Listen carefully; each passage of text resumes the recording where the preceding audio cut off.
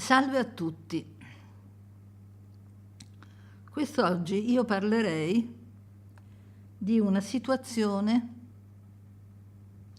piuttosto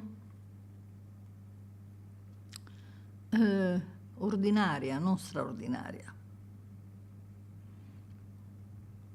Una situazione che si riscontra spesso ed è quella di credere di star bene mentre si sta male. Spesso le persone, quando vengono in analisi da me, venivano, mi dicevano: non sapevo, non mi rendevo conto di stare così male. Stare male sembra una cosa normale. Non ci rendiamo conto del nostro stato d'animo. Poco fa una persona ha scritto: io stavo male, ero convinta di stare bene, dicevo sì, i miei genitori mi hanno picchiato, però io sono venuta su bene. Ricordo questa frase detta da un tizio in televisione, quale diceva: io sono stato picchiato dai miei genitori, ma sono venuto su bene, perché noi abbiamo bisogno dello schiaffo del padre e della carezza della madre.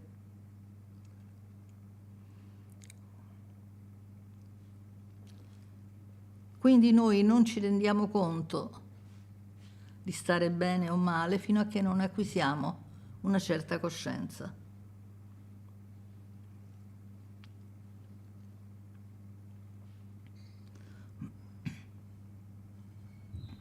Quindi già il sapere come si sta è una questione di coscienza.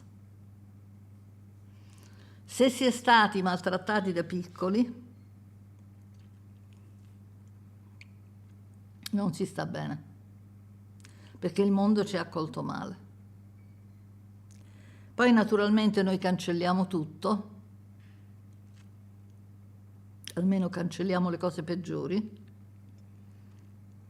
e ci raccontiamo che i nostri genitori tutto sommato ci hanno voluto bene, che è andato tutto bene nella nostra vita, perché l'importante è sapere qui che tutto è andato bene, anche se qui tutto è andato male. Per esempio, ci sono diverse persone che scrivono: io ho capito i miei genitori, sì, mi hanno trattato male, mi hanno abusato, però io li ho perdonati e da allora sto bene. Non è vero. Naturalmente qualcuno può dire: come fa lei a sapere se quello sta bene o sta male? Perché conosco l'animo umano, so come funzioniamo, è come la fisica. Come faccio a dire che è la causa di un effetto fisico? Se la pallina rotola vuol dire che o gli hanno dato una spinta o sta su un piano inclinato. Come fai a saperlo? Perché conosco le leggi della fisica e io conosco le leggi dell'essere umano. Naturalmente non pretendo di conoscerle tutte,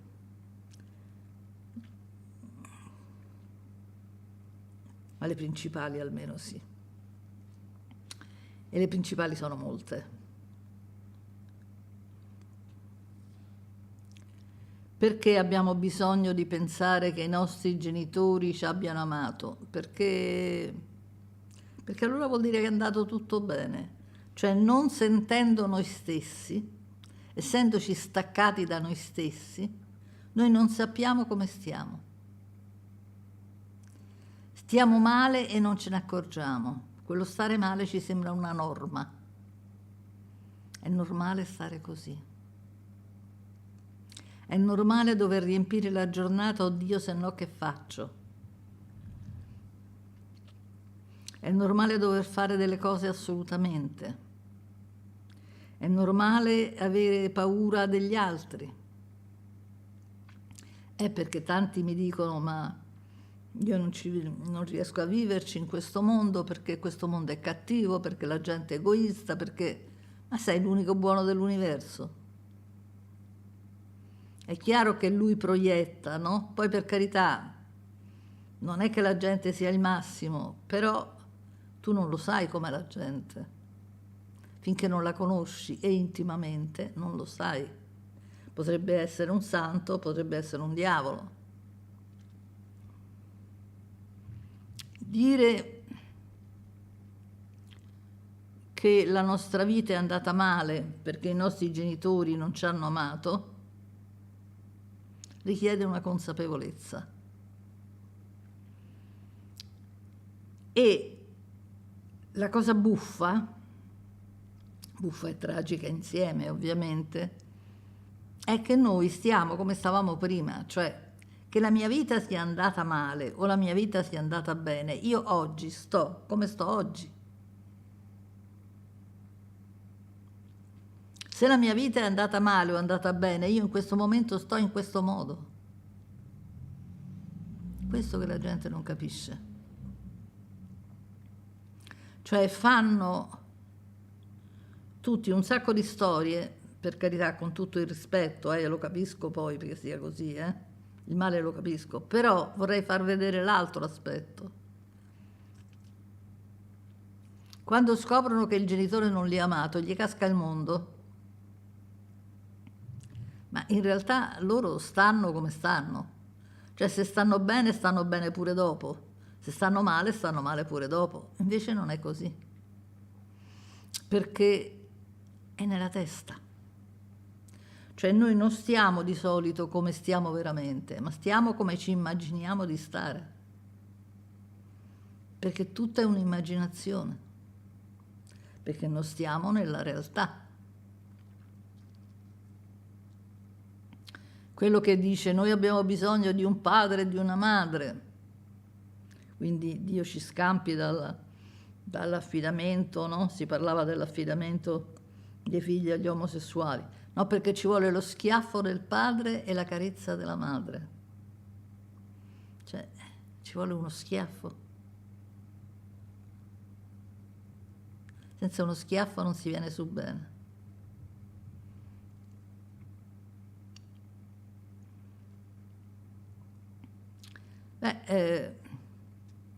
Allora ci vuole uno schiaffo anche sugli adulti. A maggior ragione poi, gli adulti sono quelli che fanno più danni dei bambini. Però la madre deve essere buona. Il padre può essere anche un degenerato. Se picchia va bene. Il guaio è che il padre, oltre a picchiare, il padre e la madre, fanno anche danni maggiori, cioè abusano dei figli. Io ho detto questa cosa, sono partite le denunce. Adesso le denunce si sono fermate perché si sono accorte che troppa gente dice di aver ricordato, sognato e ricordato di essere stati abusati. Mai non lo possono più sostenere che non è vero.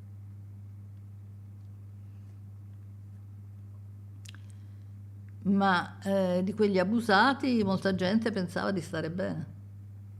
Quanta gente è venuta in analisi da me che diceva io ho avuto un'infanzia felice e aveva dei disturbi colossali. Per esempio un sacco di gente dice io sono felice però la notte non dormo, come mai? Perché sei infelice, perché hai una paura disfregata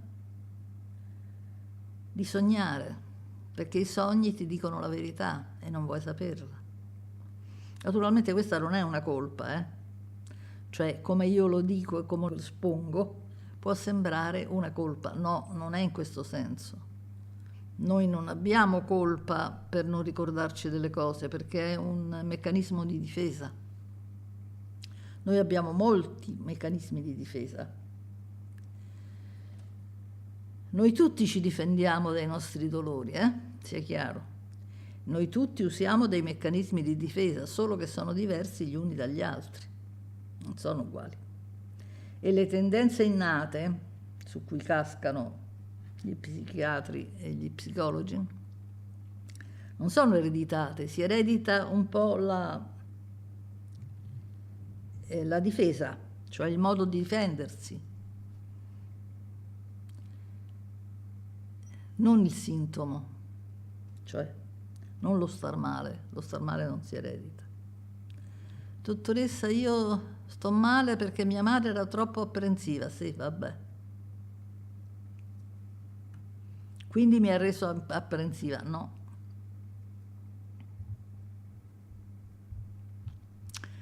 Non che l'apprensività di una madre non possa suscitare una certa apprensività della figlia, poi quando cresce si rende conto.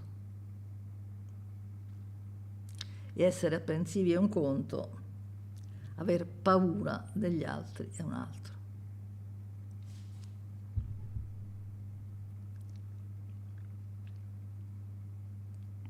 Ricordo una paziente che aveva 2 genitori apprensivi in un modo veramente particolare, perché non la facevano uscire, non la facevano correre, non le facevano fare niente per paura che succedesse qualcosa.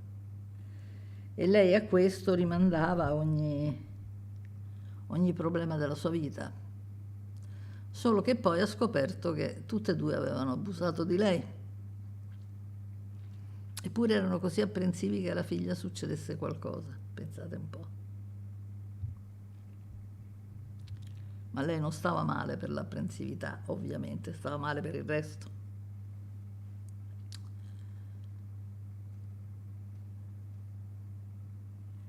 Il fatto è che noi non ci raccontiamo che i nostri genitori sono stati negativi per non mettere in discussione tutto il film che ci siamo preparati nella nostra mente.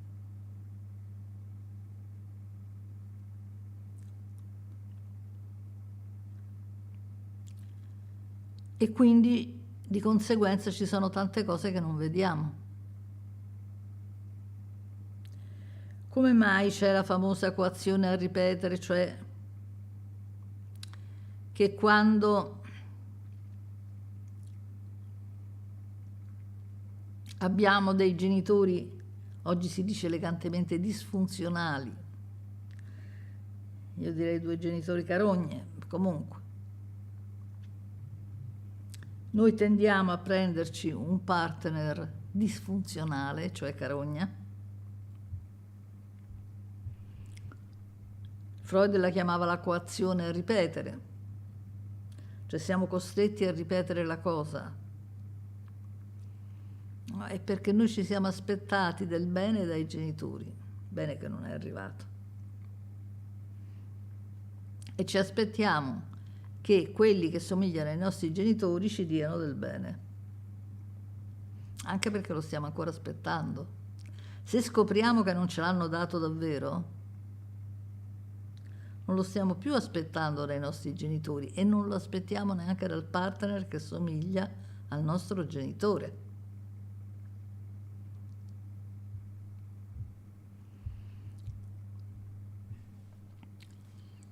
E la nostra vita viene costellata da questo. Cioè, io ho fatto un video sull'ansia sociale, no? Perché si ha paura degli altri, poi, questa in definitiva. Perché abbiamo avuto paura dei genitori? Perché pensiamo che tutta la gente siano carogne meno che noi? Perché sono stati carogne i nostri genitori. Noi vediamo il mondo a seconda di come abbiamo visto i nostri genitori. Anche se non ce lo siamo detto, anzi in genere non ce lo siamo detto, anzi non ce lo siamo detto proprio perché altrimenti non lo rispecchiamo così, noi vediamo il mondo in modo realistico o non realistico a seconda se abbiamo visto o meno i nostri genitori. Se non abbiamo visto bene i nostri genitori, noi vediamo il mondo come non è.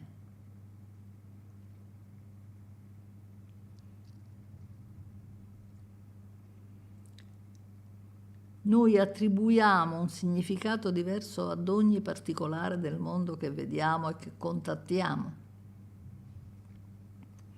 E guardate che c'è una differenza enorme. Io mi ricordo le cose che pensavo quando ero giovanetta, erano assurde.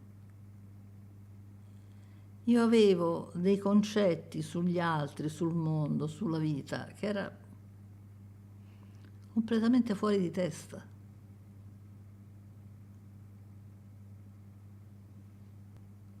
Io con gli altri stavo male.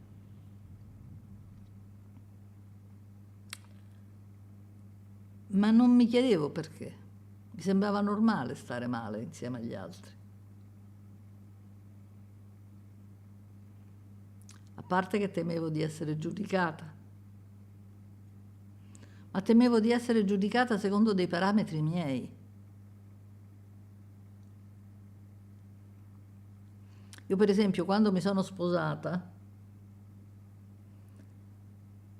non l'ho raccontato a nessuno di quelli che non erano intimi, che già lo sapevano, insomma, perché temevo che fosse una svalorizzazione, perché io dovevo imparare a stare da sola. Se no non ero all'altezza, se avevo bisogno di unirmi a una persona vuol dire che io valevo meno. E quindi mi sono sposata con molte remore e non lo dicevo a nessuno.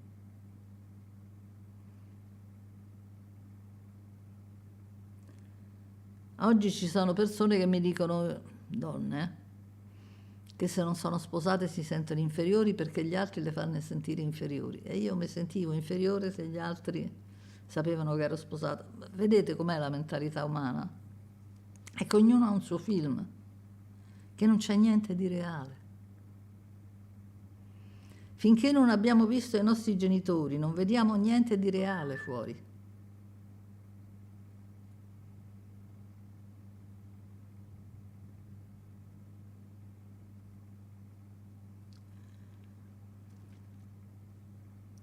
Sapere di star male è un grosso passo in avanti, purché gli diamo le connotazioni giuste. Perché quando ci accorgiamo di star male, poi non è che la cosa cambia tanto, perché diciamo sto male perché non ho il lavoro che mi piace. Ma chi è che c'ha il lavoro che gli piace?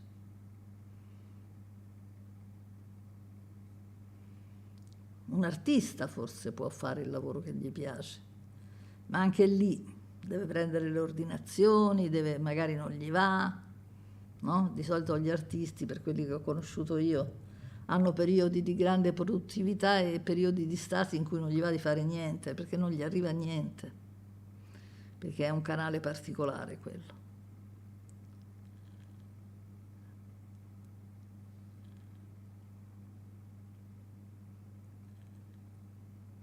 Lo stare male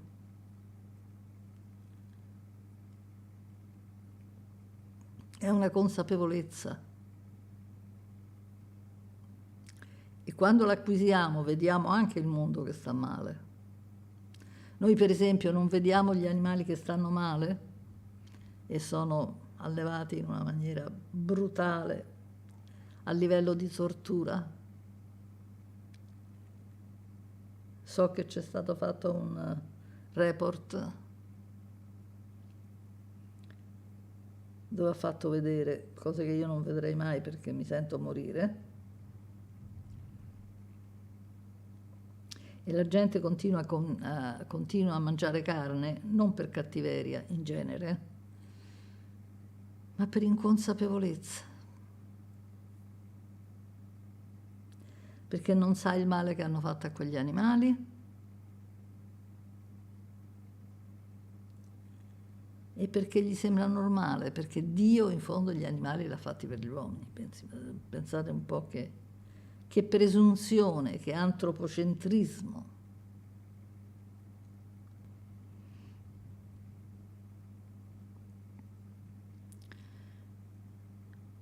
Ricordo che quando stavo all'università un alunno domandò: ma un giorno i delfini potrebbero diventare una razza che supera la nostra, insomma, in intelligenza. Naturalmente era una domanda assurda, perché il delfino, per quanto vuole, sta nel mare, dovrebbe modificarsi, andare sulla terra, eccetera, eccetera, mettere le zampe, eccetera. Però la risposta del professore fu particolare, gli disse no, perché l'uomo non glielo permetterebbe, lo ucciderebbe prima. E disse, infatti adesso stanno, parlo di tanti anni fa, stanno uccidendo i delfini perché hanno scoperto che hanno una specie di sterno che è commestibile e che pesa 7 kg. Ora pensate, andare a pescare un delfino, ucciderlo per prenderne 7 kg di carne, fa ridere i polli, insomma, no? È un assurdo, non conviene assolutamente. Però lui diceva che avveniva.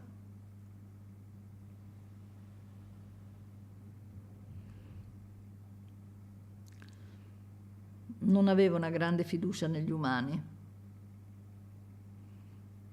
e non posso dargli tutti i torti. Infatti la gente ogni tanto mi dice, ma forse sta cambiando qualcosa negli umani, no? Gli umani hanno delle leggi migliori, è vero. Gli umani hanno, molti umani, hanno delle leggi migliori. Quindi noi possiamo stare male e non saperlo, perché non sentiamo noi stessi. Noi non ci sentiamo neanche fisicamente a volte. Io ricordo un mio amico, una piacevole persona che era poi un docente universitario, quindi con una grande mente. Credo che insegnasse matematica, quindi anche una materia non facile, no? Perché su quella non si possono fare chiacchiere. E lui in inverno girava con le maniche corte. E lui mi domandò, senti, ma secondo te come mai io sono così diverso dagli altri, che non sento freddo, eccetera? Dico, perché non stai dentro il tuo corpo.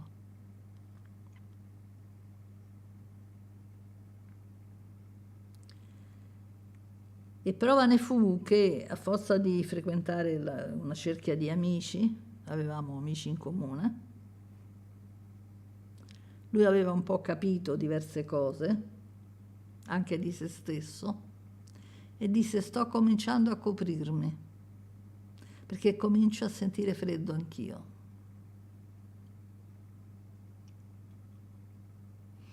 Quando rientriamo dentro il nostro corpo, lo sentiamo.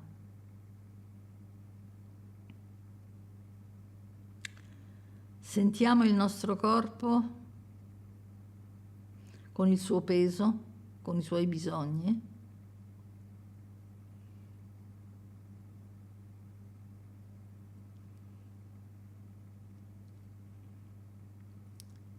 Con il suo stare per terra. E sentiamo quasi, in un certo senso, il sangue che scorre nelle vene. E ve ne accorgete perché le mani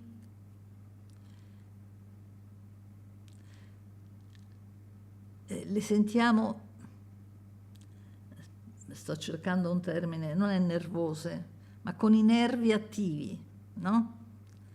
Possono, ecco, fate fare a una persona che si è staccata dei movimenti tipo artigliare, eccetera, e quella si trova in difficoltà. Non ha le mani attive.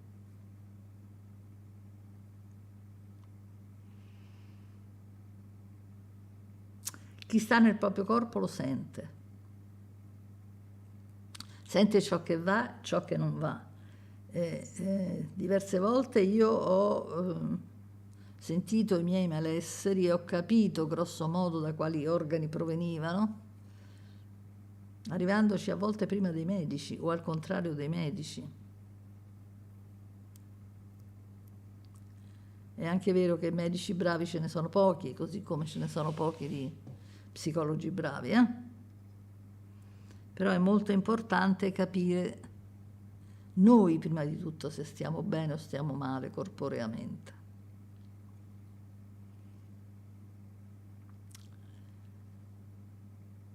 Fa parte della nostra consapevolezza. Sapere se stiamo fisicamente bene o meno e animicamente bene o meno. Se noi ci siamo raccontati di aver avuto una famiglia positiva e non è stato così, e in genere poi non è così,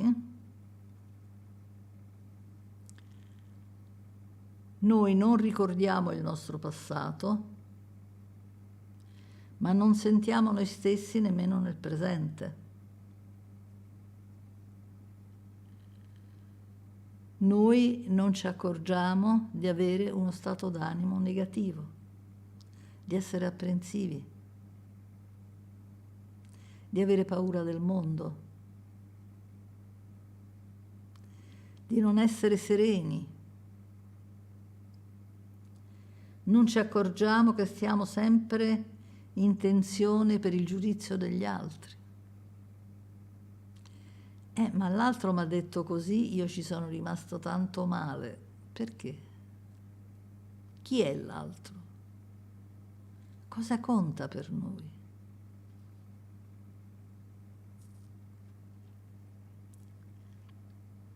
Perché a volte questo si prova anche con estranei o con gente che per noi è di poco conto, il giudizio degli altri. Quando ci sentiamo giudicati è perché risentiamo del giudizio dei genitori. Ma perché non può essere che gli altri ti giudicano davvero? Giudizio abbastanza frequente negli esseri umani. Sì, certo che è possibile. Ma il fatto è che se non ci fossero i nostri genitori di mezzo, noi di quel giudizio ce ne fregheremo. Anzitutto vedremo nel senso che capiremmo perché l'altro ci ha detto ciò che ci ha detto, cosa ha contro di noi, perché ce l'ha con noi.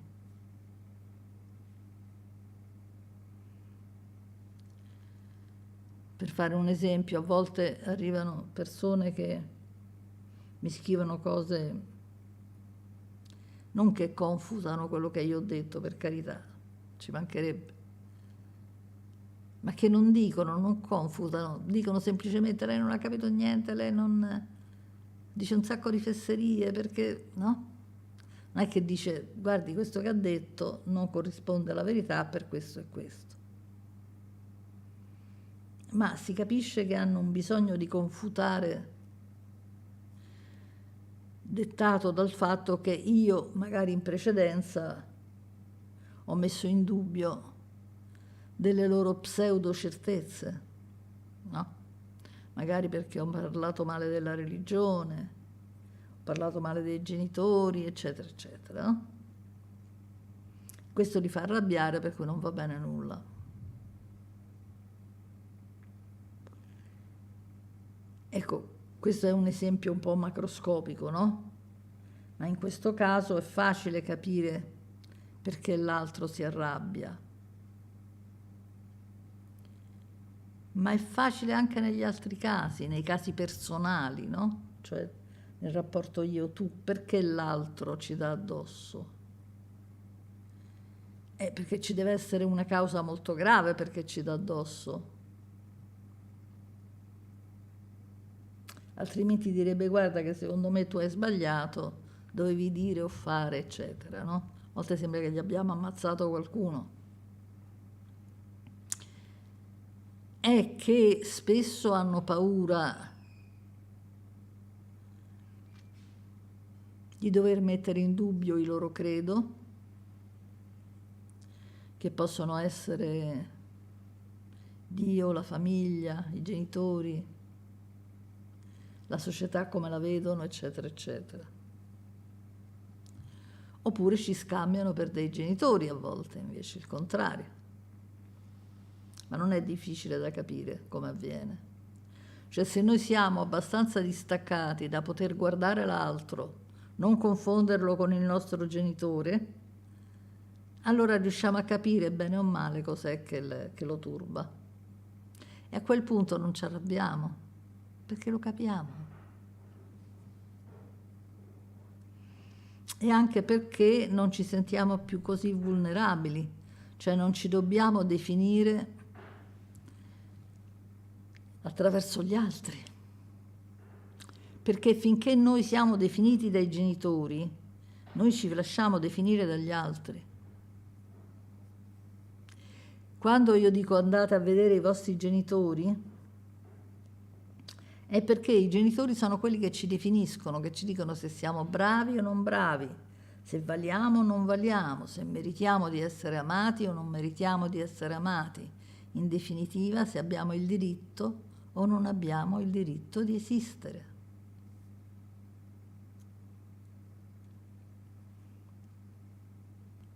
Lo stare male è inerente a quasi tutta l'umanità. Però solo una parte va in analisi. E hanno pure ragione, perché la maggior parte delle analisi sono un casino. Perché oggi l'analisi con i sogni non si fa quasi più. Spesso non si fa, perché andare a guardare il proprio passato è scabroso, perché per fare analisi bisogna aver fatto la propria, andate a guardare il proprio passato e non è facile, perché andare a guardare il proprio passato vuol dire abbattere i propri genitori, o almeno abbattere le idee idealizzate dei propri genitori. Poi, ovviamente, se il genitore ha commesso i suoi errori, ma è umano, è logico, il genitore perfetto non esiste, no? E magari ha avuto i suoi errori, ha visto le cose in modo un po' strano, eccetera, eccetera. Quello si può capire. E non c'è da perdonare niente, si può capire e basta. Chi siamo noi per perdonare? Questa ibris del perdono, questa presunzione di stare in alto e poter dare il dono, perché perdono è perdono, cioè io non ti colpisco perché ti faccio un regalo. E chi siamo noi? Noi possiamo odiare i nostri genitori, ma non li possiamo giudicare.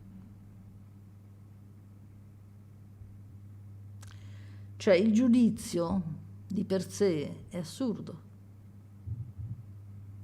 Noi giudichiamo ovviamente secondo un piano logico, la teoria dei piani logici è favolosa, che è di Bertrand Russell, mi pare, uno dei più bei libri, più interessanti libri che ho letto.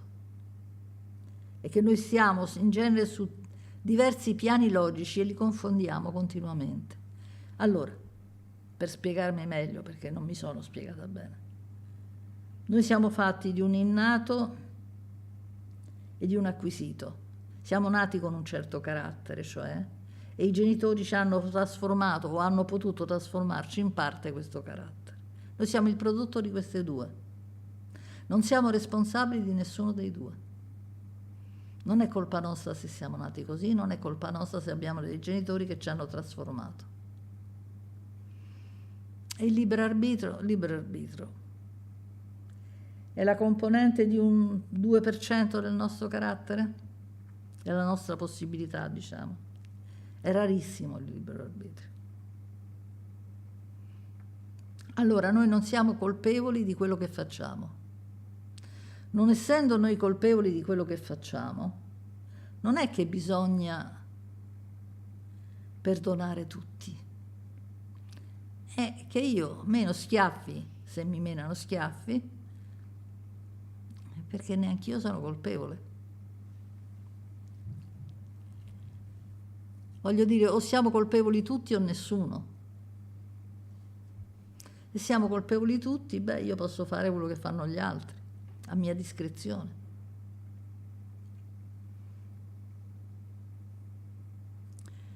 Perdonare è un ibris, è mettersi su un piano più elevato e dire io ti perdono perché sono buona, tu sei cattivo ma io sono buono. E la consapevolezza non è bontà o cattiveria, la consapevolezza è capire,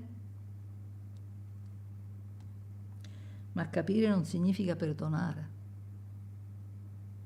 così come non significa condannare. Dobbiamo uscire fuori dal perdono e dalla condanna. Io ti do uno schiaffone se tu mi dai uno schiaffone, anzi se posso te ne do due, perché così non ci riprovi più. Non solo, ma faccio un regalo anche agli altri, perché ogni volta che tu stai per dare uno schiaffone ci pensi, perché dici questo me lo potrebbe ridare.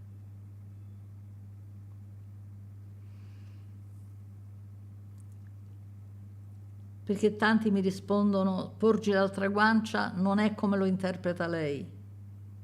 Perché se con la violenza si risponde alla violenza è la fine. Sì, ma se con la violenza non si risponde alla violenza, finisce ancora prima.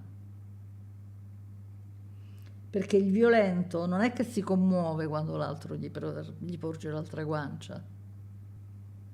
Gli americani, che siamo poi noi europei, hanno sterminato 100 milioni di pelle rossa. E poi, siccome dovevano fare le piantagioni di cotone, sono andati a rapire i neri per farli schiavi.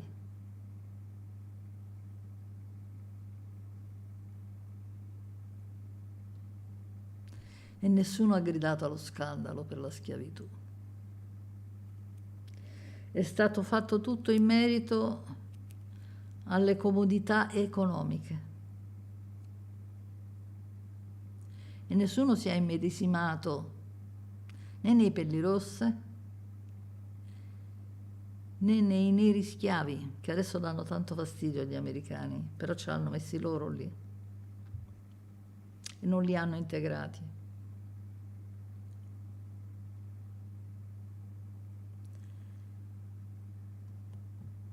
Poi parliamo di civiltà. La civiltà integra, è capace di integrare.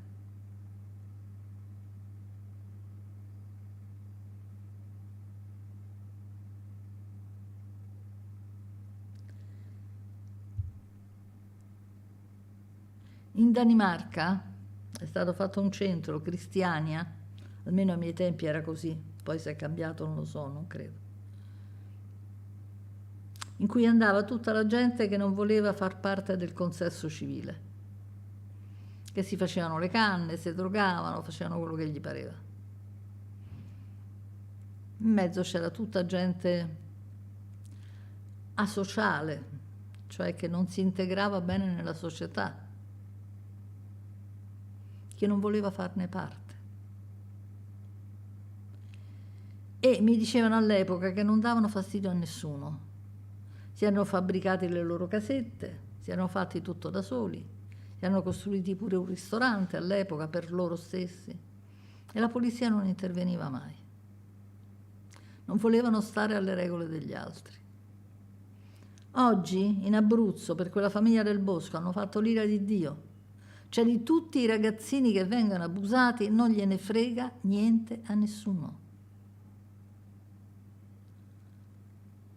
Quelli, oddio, non si lavavano, non sapevano scrivere. Ma avete guardato se stavano bene o male psichicamente? Se erano felici o infelici? Non c'è una parola su questo. Ma vi rendete conto che è più importante di come uno si lavi o come sia la sua casetta che non se sia felice o infelice? Questa è follia. Questa è follia pura. Quello stava male nella società. Non è integrato? Sì, non è integrato. C'è anche il fatto che di integrazione bisogna vedere cosa riguarda. Se riguarda un mondo migliore o un mondo peggiore. Perché a volte integrarsi vuol dire anche rinunciare alla propria individualità, che in parte va rinunciata quando si vive in branco, ma fino a un certo punto. La gente non sa di stare male, altrimenti non sopporterebbe i politici che abbiamo in generale, in Italia pure peggio, che in genere si fanno gli affari loro e del paese non gliene frega niente. Tranne rarissime eccezioni, tipo il Mandela, queste cose qua. Gandhi e così via.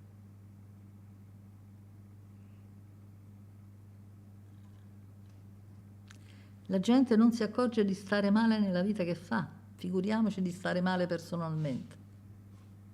E facciamo una vita alienata, dove dobbiamo stare attenti quando usciamo di casa, almeno nelle città, perché c'è quello che ci può derubare, che ci può fare del male, che ci può stuprare, eccetera, eccetera. Nelle famiglie non ne parliamo, che avvengono i peggiori reati e non si dicono.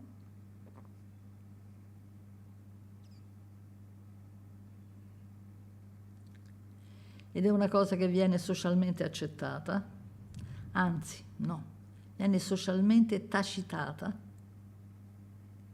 È normale che i genitori picchiano i figli, dato dalle persone che poi gli dicono di amarli,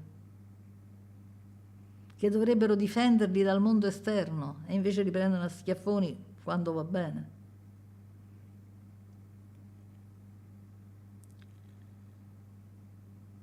Stiamo male e non ce ne accorgiamo. Stiamo male collettivamente. Freud diceva che l'umanità era nevrotica. Io sono più esagerata e dico che l'umanità è folle, è psicotica, e lo è.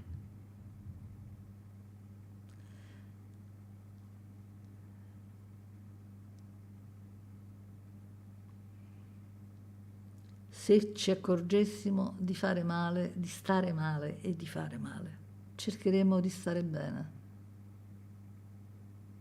Andremo a indagare il perché del nostro male e ci accorgeremo di quello degli altri. E vedremo il mondo molto di più come è. E chi pretende di illuminarsi astraendosi dagli altri non mi convince neanche un po', perché prima bisogna aver risolto se stessi, i propri genitori e quelli degli altri, perché in fondo stiamo male tutti e non c'è nessuno che sta bene, a meno che non abbia risolto la mente condizionata, allora sta parzialmente bene, come sto io. Nel senso che normalmente sta bene, cioè è di buon umore e non ha ansie per il futuro, per il presente, eccetera. Però sta male quando vede il dolore degli altri e ce n'è tanto. Per cui bisogna astrarsi parecchio per non vederlo sempre. Un saluto a tutti. Come dicono a Napoli, stetevi buono, non lo so dire. Ma mi piace tanto. Arrivederci.